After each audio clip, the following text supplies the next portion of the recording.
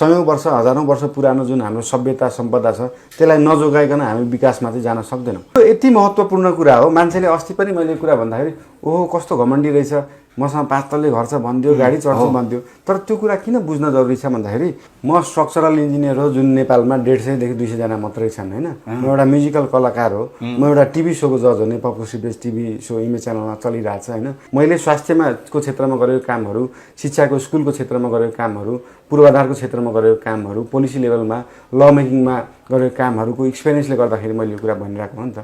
मैले पढेर मात्रै भनेको होइन, त्यो सम्बन्धी काम गरेर मैले यो कुरा अनुभव चाहियो। नेवा भनेको जात होइन, नेवा भनेको समुदाय हो। पार्टी सिस्टम नै यस्तो छ कि त्यहाँनिर पार्टीले भनेको कुरा पार्टीको एउटा संयन्त्रको लागि काम गरिदिनै पर्छ। त्यही भएर चाहिँ स्थानीय सरकारमा चाहिँ जो व्यक्ति आउँछ त्यो चाहिँ स्वतन्त्र भयो भने उसले कुनै पार्टीलाई फेभर गर्न पर्दैन अथवा अर्को कुनै पार्टीलाई विरोध पनि गरिदिन पर्दैन।